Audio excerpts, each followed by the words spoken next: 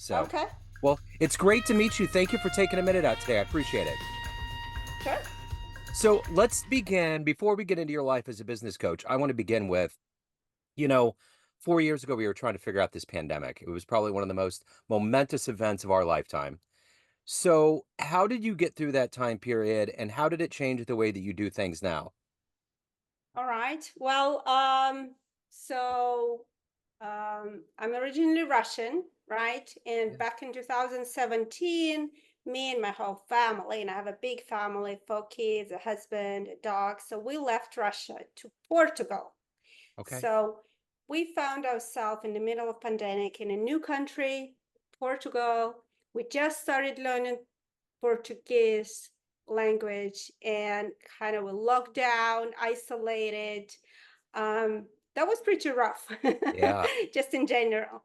Yeah. For me, for kids, for the whole family. Now, luckily, at that time, my business was still kind of, I moved out of Russia, but a lot of my clients were still back in Russia. So in terms of work, it didn't impacted me that much because 2 years prior, once we moved, my business was already 100% online, right? Okay.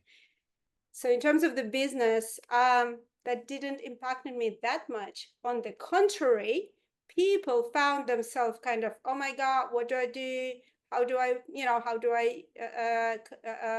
operate in Yeah. the new environment? And that's so I had, increase in requests in the life coaching, business coaching, support, help, and stuff like that. So business took off. So now you're in Israel. When did you arrive there? Yeah, so 2022, when the war started, the Yeah. Russia-Ukrainian war, um, our visa was frozen, so we couldn't stay. So the choice was go back to Russia, which obviously we didn't want to, because, Yeah. there was a reason we left back Yeah. in 2017.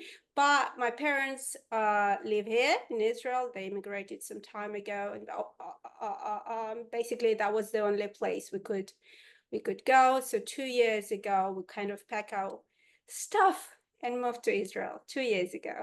So what is it like to live in Israel? I hear it's a beautiful, peaceful place. Not since October 7th, Okay. So I didn't know how, 2023. yeah, I didn't know how widespread that was. I think there's a part of the Yeah. rest of the world we're trying to wrap our heads around the geography of everything. Yeah. Well, Israel is a small country now. We live in the center of Israel, just north of Tel Aviv, so relatively safe place. However, the country is small, everyone is connected to everyone. So and we did have a few sleepless nights and, time we had to spend in the bomb shelter and stuff like that. So, yeah, it's been a roller coaster. You're experiencing something that most Americans will probably never experience, which is that tumult of Yeah. your daily existence, kind of living under the shadow of governments and what they do and how they do it. So Yeah. how do you maintain? Um, How do you, because you're coaching people, you have to stay yeah. positive, you have to help them to their oasis. How do you Yeah. keep that oasis with you? Yeah. So basically, um, pandemic had some toll on us, like my kids. They some of them experienced some mental health issues, so we went through that. And then because of the Russian war, we had to basically we not just had to move to Israel, but also we closed our business, both me and my husband, because we still had our clients there, and we no longer could do it for business reasons because no more money transfer, for ethical reasons because some of them supported the war, and just for mental our own mental stability, we had to cut majority of the ties with Russian clients, Russian business. So we had to rebuild the whole business from the ground, both me and my husband. And I started building my English speaking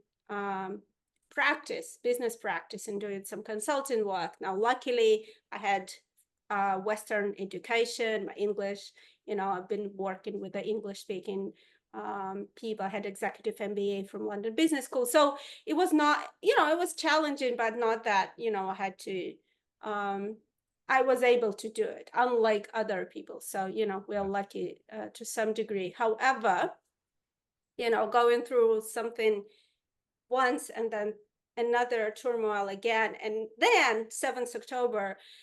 So I guess, I talk about resilience a lot, and I started studying resilience, 7 years ago as a just an interest area. Now life, since then, life has decided to test my theory knowledge in practice. So I know theoretically and intellectually what resilience is, but because of these various challenges that I had to go through and I had to help my family to go through, I not only know what it is, but also know what needs to be done on the practical level to keep the resilience uh, level up. So basically, take care of your physical needs, get enough sleep, whatever happens in the world, whatever news, take care of sleep, feed yourself, get some me time, do some exercise, or just move around a little bit. So they're basic, you can call it self-care, right? This is the basic stuff you must do to stay at the certain level and ability to process whatever comes at you. So here in 2024, if I was to put you in front of a bunch of grade school kids at career day, and one of the kids Mm, wanted to know what you did for a living, and said, "Hey, what do you do for a living?" What's your answer? right. I help professionals because that's my background, right? 10 years I worked in finance, became a CFO, had a great career, right? So I help people like me 10 years ago become full-time coaches. So what did you want to be when you were in the third grade, when you were growing up? What was your dream? Ooh. I probably I wanted to be the performance artist, like a singer or a dancer, or like I love speaking to people. So what I do today, it's not a performance art, but I do talk to a lot of people, either Yeah. in individually, in small groups, or even in larger groups. And I love talking to people and telling them about something I'm passionate about, or teaching them, or just answering questions. So what kind of music and entertainment did you indulge in when you were growing up in Russia? What kind of live shows were there? What was the access like? Ooh. um wow, that was a long time ago. Okay, I'm a pop music girl, Okay. so as cheesy as it is, I'm a Swiftie. Yeah, yeah, there you go. uh, so and back then, yeah, it was mainly Russian pop music. Okay. We started to get some access to when I was at school, some access to, because I was growing up through perestroika years, so we started to hear some stuff and get some access to some music, like Beatles, I don't know, uh, Pink Floyd, I don't know, Yeah, sure. various stuff. Right. And in terms of the TV, not so much. I think there was so much going on in the real world at that time. And, I spent too much time hanging out with my friends and, just real life, you Yeah, know. yeah. So, who's been a hero for you? Who's been an inspiration? You've obviously had to really, based on your history of coming from Mm. Russia and moving and everything that you've done, who's been that inspiration? Um, well, I learned Brené Brown Yeah. and her story, I don't know, 10 maybe more years ago.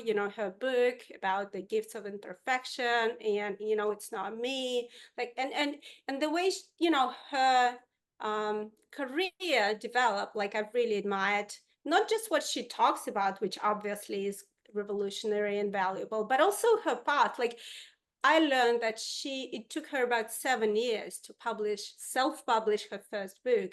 And I published a book in 2019 on female midlife crisis. And I was like, oh my God, it's taken me 3 years to write it. But then I learned about Brene. It took her 7 years, because today everybody wants everything so quickly. They Yeah. want the overnight success. And I'm like, well, sometimes things take time. So it's okay if it's 2 years, 3 years, 5 years, as long as it's you're proud of this, you enjoy it, and you want to create something valuable. Not You're not attached to like the fame and the status and the money. You're more about what it means to you and what it can do to other people, Yeah. like your reader, your listener, your coachee, your Yep. your your client. And as long as you focus on that, I think it doesn't matter how long it takes. So whether it's business or art, entertainment, if you could meet one person alive on the planet right now that you find fascinating, interesting, spend a little time, ask some questions. You may have already answered it, but who would it be? Yeah, you got it. Well, I would love to meet Taylor because I admire what she's done, and I would love to hear the backstory, not the front that we hear, because I watched the documentaries about her, like because I'm really interested in what it takes to get to that level of impact. Because Yeah. that's what I'm interested. It's not the fame, it's not the status, it's the impact. Like she impacts industry, not just people, like the Yeah. whole industry. So that's what I'm passionately curious about. So I would love to meet her. Elon, Yeah. he's a great guy. He's a little bit, uh just curious the way he can build multiple ventures at the same time and have a family. Yeah. That's fascinating because I have a family and I have passions, and it's always a trade-off and a challenge, to be with the family and to build something meaningful. That's been a challenge for me. So I guess there are a couple of other people, but I guess Yeah. these two I wouldn't think a second if you invite me to talk Sure. to them. So let me ask you this. You've had to you've been kind of dealing with conflict in, Russia and in Israel now and all of these heavy things as we've kind of established Yeah. early on. How has all of that resilience and grit helped you coach these business people and business leaders? How has all of that lent to the way that you do things? Right. Well, few things. One, it makes me look at things in perspective. So basically, when people experience something like that, or any like illness or loss, or for me it's the war, or being in the middle of the war. Like, you deal with the smaller setbacks, failures, mistakes, kind of, you don't view them to the same extent, right? So you get the perspective. So that negative magnitude events that make you see small setbacks is just not important. Okay, Yeah. so that first thing. And secondly, I see I can see better, again, how people around me deal with this situation, and where they can, again, being honest. There are some people around me who just, they struggle to maintain daily life because of, especially in the beginning. So they had to get help, even medication, to get through just a daily life, because they didn't have that level of resilience, right? So now I understand that, I value these qualities. And when I coach people who wants to get into the business. So they work in the corporations, and what I tell them, I'm not only going to help you with the business strategy, with the how to promote yourself, with the marketing strategy. I will do all that, but we will focus on building your personal resilience as much, because it will, you know that's a kind of make it or break it. This is the game changer. If you don't have it, no way you're going to build a business. The rate of success for the entrepreneurs is very low, very low. And coaches, I recently met the statistics that 81% of coaches give up by year 3. Yeah. 81% give up by year 3. Why do they give up? Well, because their level of resilience is just not there. They're not able to absorb the number of failures and setbacks and um, they get, and the difficulties, right? The self-doubt, the perfectionism, the procrastination. I can name, keep saying those things. You face them all. Like I say, entrepreneurship, solopreneurship is the best treadmill for personal growth. If you Yeah. want a personal growth, go and start your own business. Yeah, for sure. I totally get it. So let me ask you this. Of all the businesses that exist in the world, what's one business model that you admire the most? From the way that they make profits to the way they treat their employees, just overall. Hmm. Or is there one? Is there one that you emulate? Sure. I don't think there is perfect. I mean, let's face it, okay? We don't live in a perfect world. Sure. Our world is flawed, and it's because we are human beings. We're not perfect, so we have to accept that. So I don't think there is one kind of company. At least I don't know. I admire companies where um, I loved, some of the practices, right? For example, I loved when I learned about Google practices where they give Friday or 20% of time to employees to work on their own project. I think this is amazing way to keep people in corporation, but also with the level of freedom, kind of that gives them ability to express themselves creatively, right? Yeah. So I love this practice.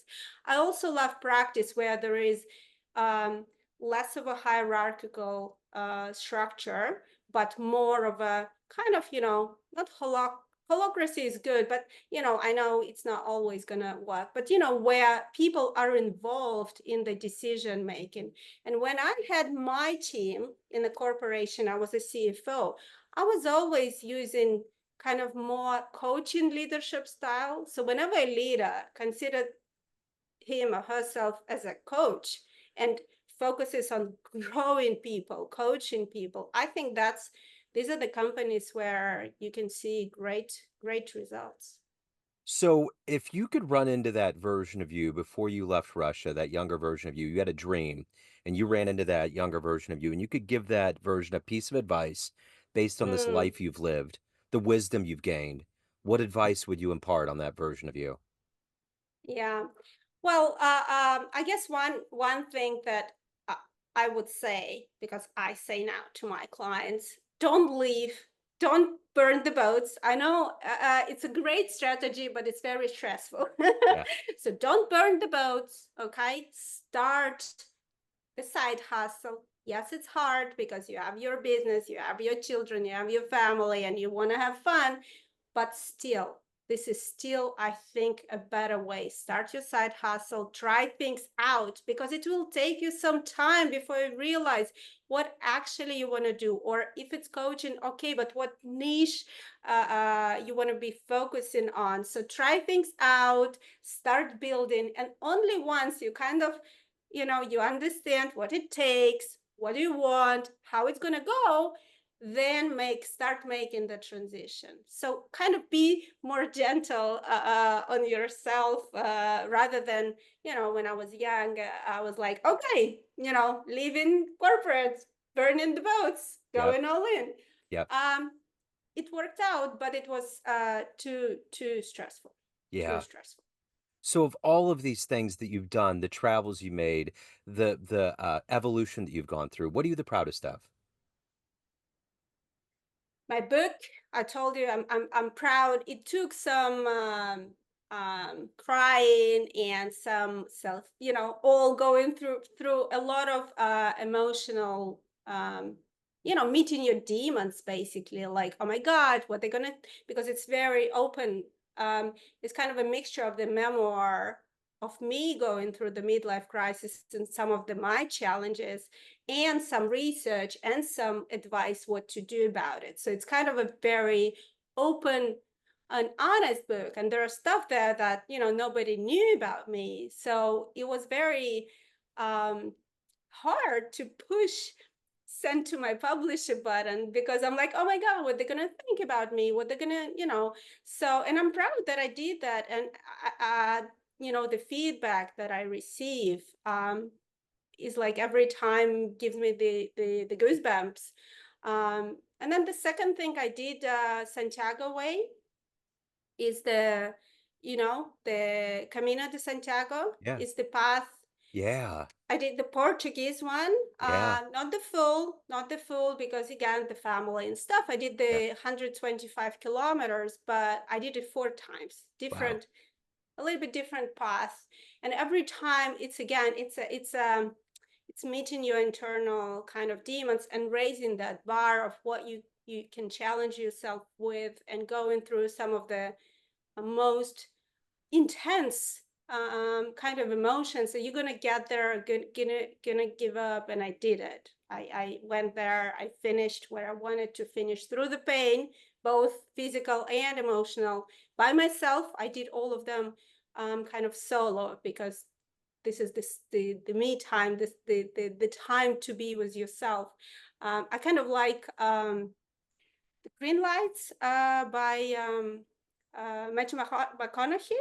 Uh-huh. Yeah. uh, that he wrote the Green Lights when he went away to the desert for 30 days by himself. Yeah. No electricity, no nothing. So it's kind of very similar. I heard him talk about his experience. Okay, it was a shorter for me, but the experience, and I am really proud that I went through that voluntarily. Sure. Sure. um, and yeah, these are, I guess. So, what's the best fan letter you've gotten from your book so far? Hmm. Yeah, well, there are so many. I mean, to me, like, I don't know, hundreds, few hundreds. Yeah. To me, it's a lot. Yeah, well, some of them were like, I picked up the book and I couldn't stop reading. Or another one, like, I started crying on the second page. I couldn't stop because it's she like it was they were saying that it was as if someone sees our experience, and it was so honest and raw, and it was like, um oh my God, like they were saying that they thought it's just them, but actually, they were so happy to read that actually it's not just them. It's Yeah. very common. It's other people experiencing the same thing, and they would be crying, they couldn't stop reading, and it was so relatable, it was so simple, they could read it as if someone talking to them. So yeah. So, everyone out there has a perception of you, your family, your friends, your Sure. readers, clients, everyone. But you run the show. What's your perception of you? Who do you think you are? I still cannot believe I'm 47. I still feel inside like a 18, 20-year girl. I don't know. Yeah. Still, that's how I feel. I feel like I have so much to learn. Yep. So I look back and it's hard for me to believe, or I see my children, my sons are 19, 20, 19, 21, and 23, and Wow. they're huge. I'm a small lady, and they're big. Yeah. And I look at them and I cannot believe that I actually created those, and they're already, young men. Um, yeah, I don't know. My perception is that um, I still have so much to learn and to give, and I hope to give to this world. So, if anyone wants to hire you, pick up your book, reach out, any of the good business, where do they go? Yeah. I guess LinkedIn is the best. Lydia Chmel, probably they're just me. Okay. uh, so difficult to kind of confuse, or not too many of Yeah. us. Yeah, just send me a request to connect, or send me a DM. I'm there every day, connecting to people, chatting, commenting, trying to post regularly. Yeah, I'll be Excellent. there. I love it. Lydia, thank you so much for your story. It's such a good one. I appreciate it. Keep doing the good work. Thank you. No, thank you for the invitation. It Yes. was a fun one. Yeah, absolutely was. Thank you. Take care.